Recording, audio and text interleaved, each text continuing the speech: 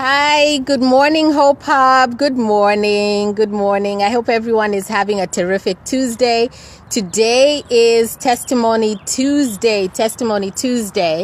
And I'm really excited because I'm just sitting out here. I'm outside my doctor's office and I just got my results from my MRI and I have a testimony. And my testimony is that I don't need surgery. So I am really, really excited. He basically said it's something to do with torn fibers in the MCL, which I have no idea what that means. But what I got from it is I don't need surgery and I can heal from rehab and exercise. And let me tell you, girlfriend is going to get her life back. I'm going to get my life, because I haven't been happy in terms of my endurance and my energy levels. Yesterday, I decided I'm going to start working out. And so I went out and I walked for 3 miles. And today I did the same thing. But let me tell you, even putting on those, first of all, waking up was a struggle.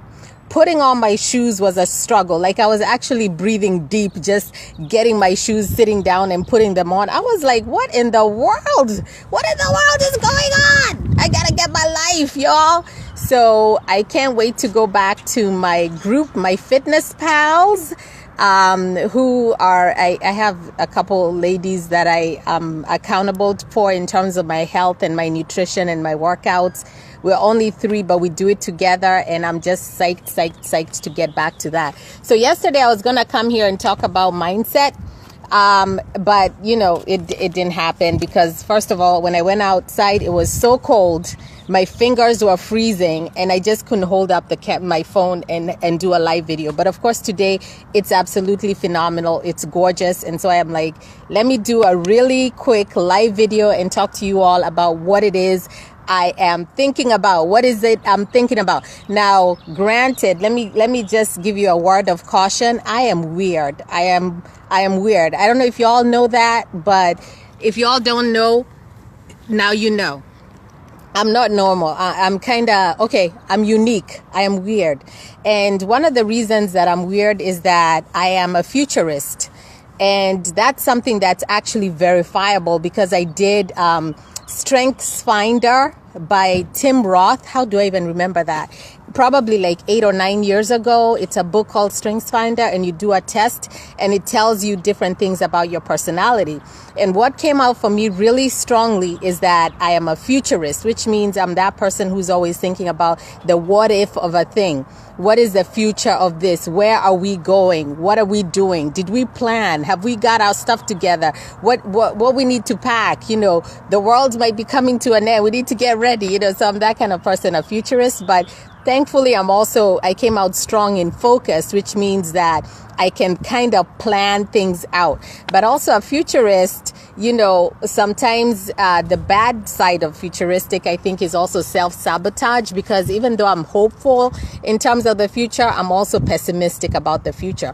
So anyway, this weekend, I found myself watching a video on TEDx.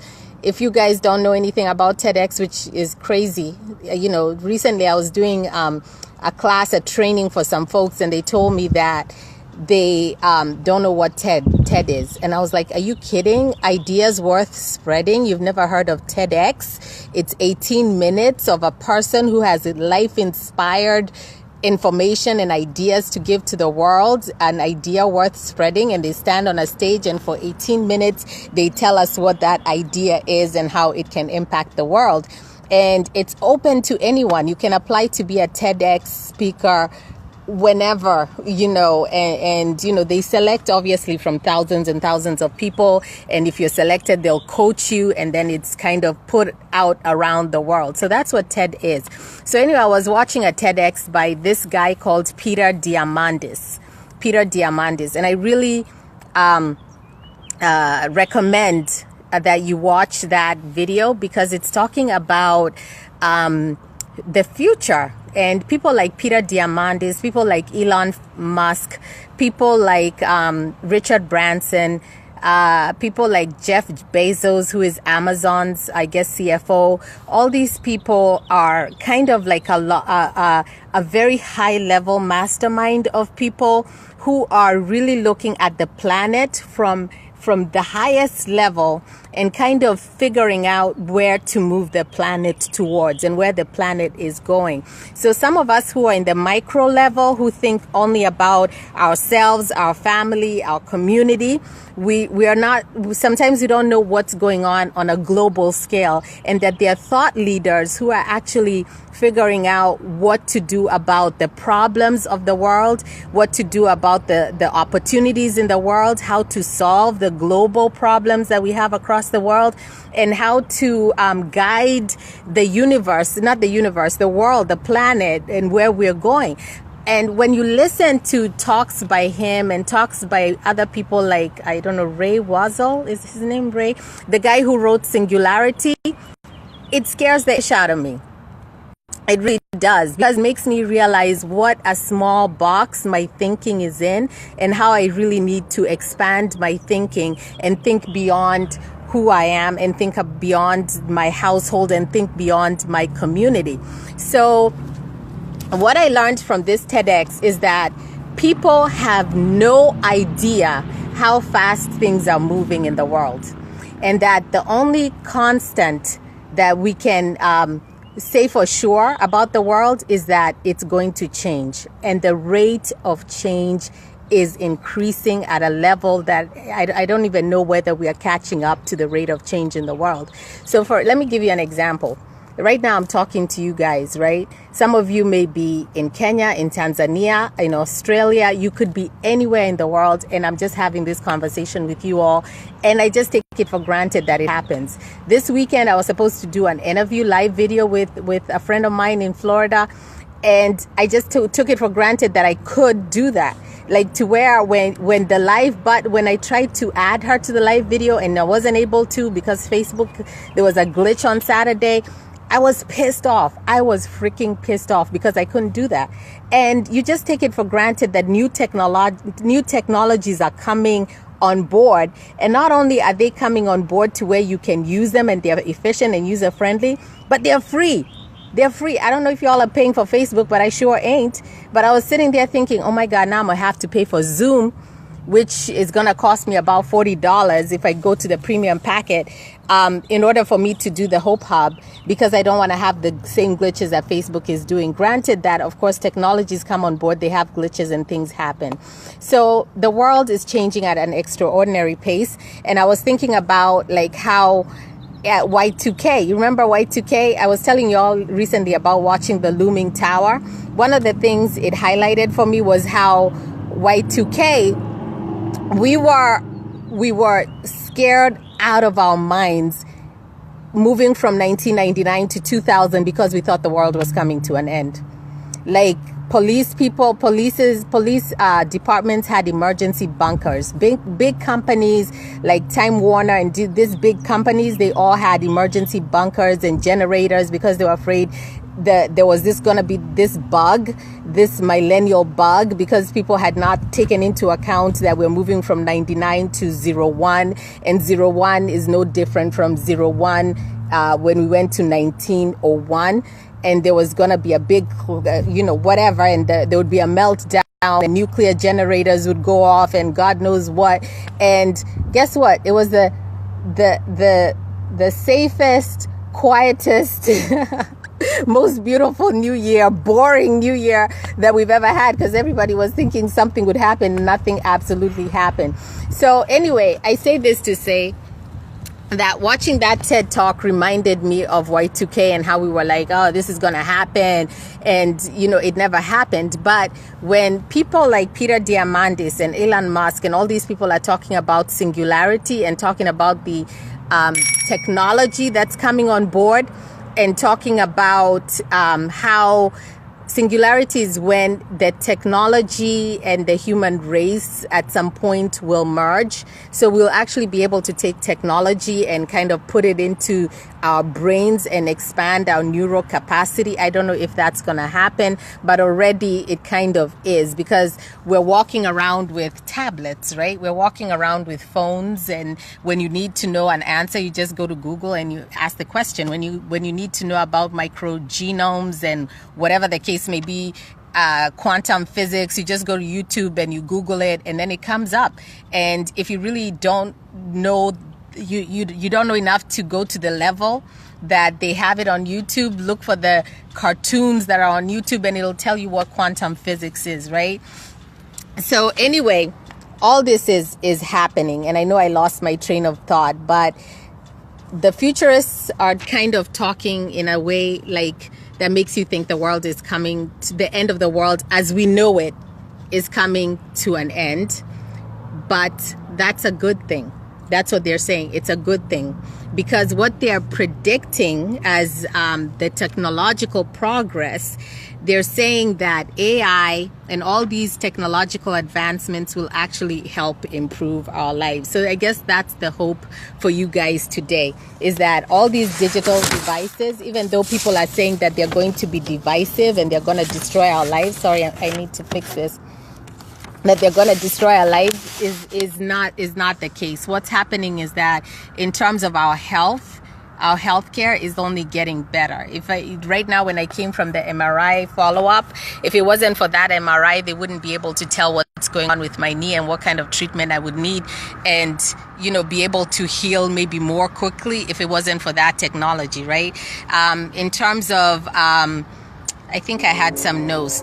Oh, global computing, our capacity is increasing and our bandwidth costs are getting less and the computational costs are getting less. And so our global connectivity is expanding at a rate that's just unheard of. So everything, I think, in terms of technology, not everything. I'll say most of the things that are happening in terms of technology are actually benefiting us and not necessarily making our lives going to become extinct. Because I know that there are people who are looking at different technologies and saying, man, that's how we're losing our jobs and what's going to happen if this whole industry goes. I was listening to this guy and he was talking about, like, for example, Uber has taken over the taxi cab industry, right? And of course, those are jobs that some people have lost. And then you look at Airbnb and that taking over the hotel industry. Well, now they're talking about Uber having autonomous cars, which means cars that drive themselves. Can you imagine? So it's a car that just comes and finds you in the mall and takes you where you want to go without an actual driver. It's being driven by satellite and GPS. And Google is creating technology to do autonomous vehicles as well. And I forget who else is also doing this. There's a company in Japan or China. My son was telling me about it. He's a futurist like me, and he was talking about how they're making flying vehicles, right? And then they're talking about the truck industry as well becoming autonomous or being replaced by drones and all these other technologies that are coming up. So it's almost like no one is immune to technology, that almost everyone is replaceable, every single industry. There are people who are looking for opportunities and seeing how they can make a buck or how they can solve a problem, make things go faster, make things more efficient, make life much, much easier for people. But at the same time, what's happening to the middle class? What's happening to those jobs that people actually need? It makes you feel very pessimistic about where the world is going, right? But at the same time, you can look at our global income per capita has gone up. Our lifespans, oh, that's the other thing. In health, oh my God, so many technological advancements in health to the point where they're actually looking at increasing our health lifespan. So can you imagine if instead of dying at the average age, I think here in the US, maybe it's 80 or 75 to 80. And now the technological advancements in healthcare and new devices coming on board that can predict what diseases you have so far in advance, to where you can have treatment modalities that will treat you and improve your lifespan. What happens when we live up to 100 or 120? What happens to retirement age? It gets moved, right? What happens to social security? Okay, so I wasn't trying to scare people. I think one of the things that, this guy Peter was saying is that as human beings, when we look at the news, or if you see a live video like mine, you tend to take the things that are most fearful, because our brains are conditioned to remember the negative things, because our brains scour the environment or scour the news stories for that information that says danger or threat. And so that's what you focus on, is what did she say? She said our jobs are going. What did she say? So you're scouring through all that information that you receive in 24 hours, and then you keep the really negative things, and that's what you go on. So anyway, my whole goal was to say that, with technology, the cost of food has gone down, the cost of energy has gone down, the literacy level has gone way up, the transportation has become way more efficient, our communications networks are absolutely phenomenal.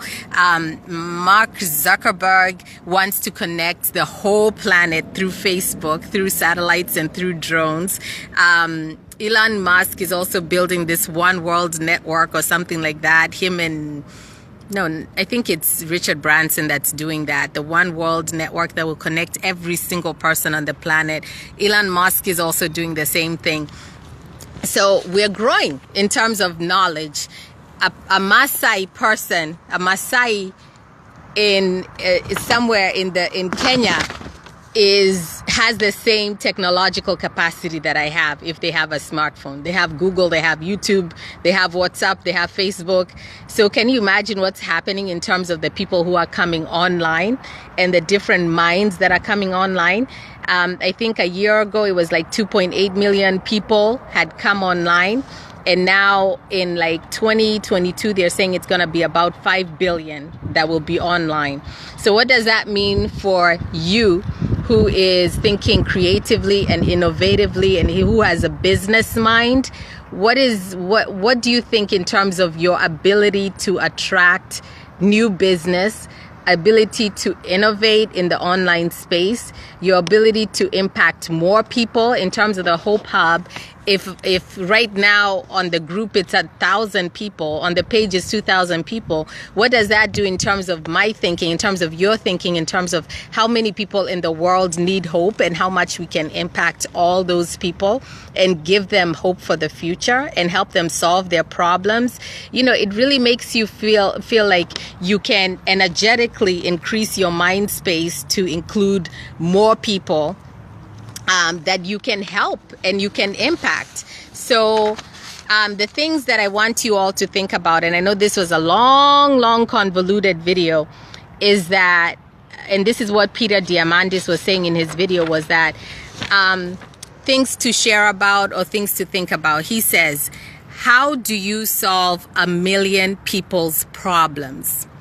So how do you solve 1 million people's problems? If there are going to be 5 billion people on Facebook, if there are going to be 5 billion people online, you should be thinking about your moonshot idea.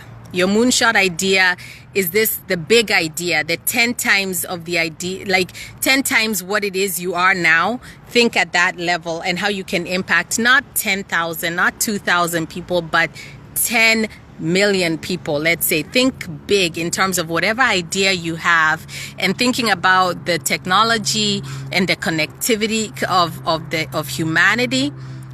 Think at the level of how many people, what idea can I have that can solve 1 million people's problems?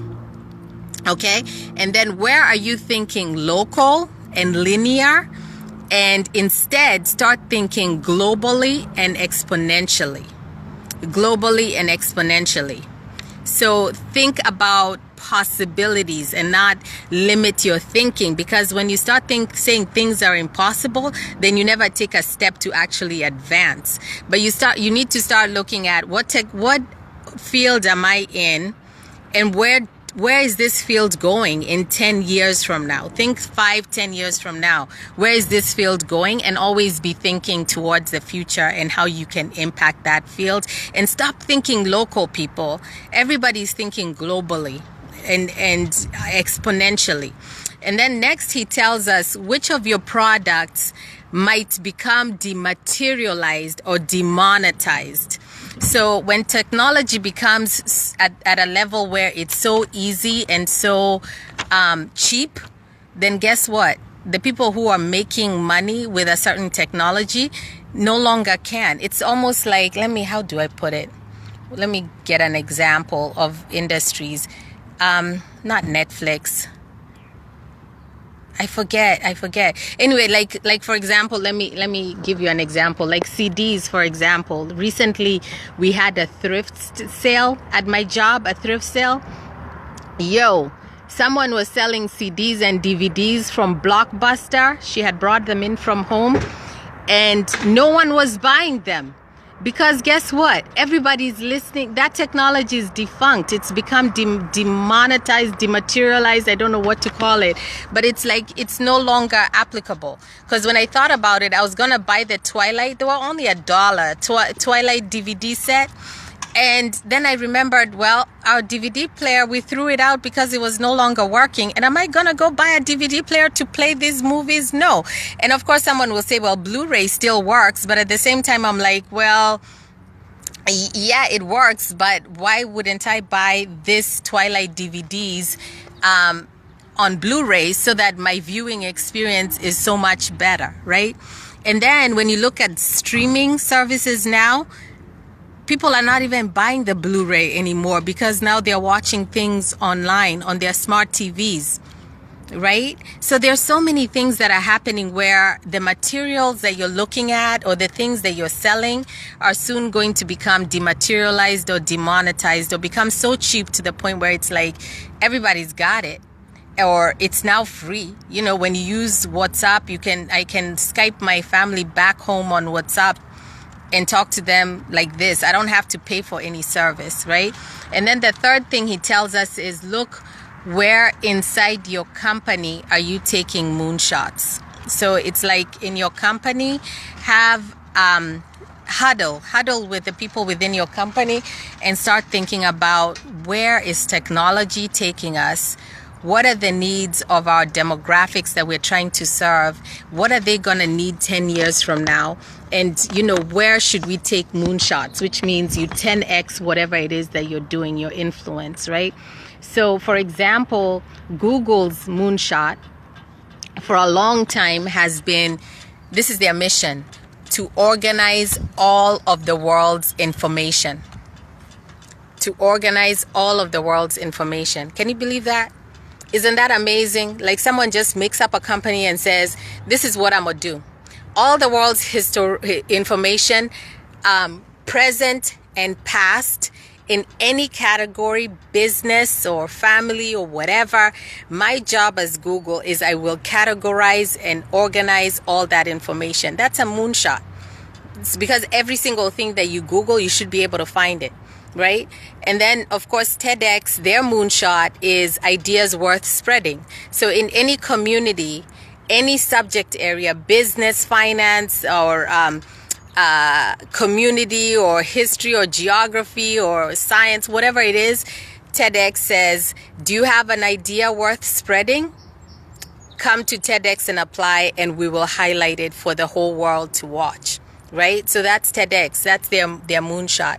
I don't know what Amazon's moonshot is, but I'm sure it has something to do with every single product that you ever could need, getting it, being able to sell it, and not only sell it, but also get it to the consumer, the end user, in as fast as possible. I don't know, but it probably has something to do with that. So whatever product you're in, you know, I think. And whenever I talk to the Hope Hub, I'm talking to myself as well. Is saying to myself, who am I? And what could I do that could impact 1,000,000 people? That's what I want y'all to think about. Who am I, and what could I do in this day and age that could impact millions, or that could solve a problem? And I'm not even a business owner, by the way. I don't own a business. I'm an employee. But I do want us to start thinking about, how can we grow together as a community? How can we start thriving? How can we start having hopes and dreams that are bigger than what it is we see in our circumstances, in our conditions, to see ourselves as the best versions of ourselves, and to see ourselves as the creation that God created us to be, which is an inspired being. You are an inspiration. Basically, God has breathed into you. And inspiration is breath that you're giving out to the world. You're inhaling what God gave you. He already breathed into you, and now you're exhaling and giving your inspiration out to the world. And that's why sometimes you see me not come live, because I'm tired. I'm exhausted, because sometimes you can give. And when I give wholly from my heart, and I speak from my spirit. And sometimes I need to have inspiration given to me as well. So anyway, that was my whole rant for the day. Can I interest you in the Fear Hub? That's what I call this video. No, we're not about the Fear Hub. We're about the Hope Hub. And I understand that sometimes, we have a lot of fear and negativity out there, but we have to start changing our mindsets around even change, because change is inevitable. Change is coming whether you like it or not, but it's up to us to start seeing excitement and possibilities around the changes that are coming, and start to embrace them and do something about them. So God bless you all. I will see you when I see you. And go out and enjoy the day. It's absolutely gorgeous. I'm in Delaware, and as you can see, it's gorgeous out here. And I'll see you when I see you. God bless. Bye-bye.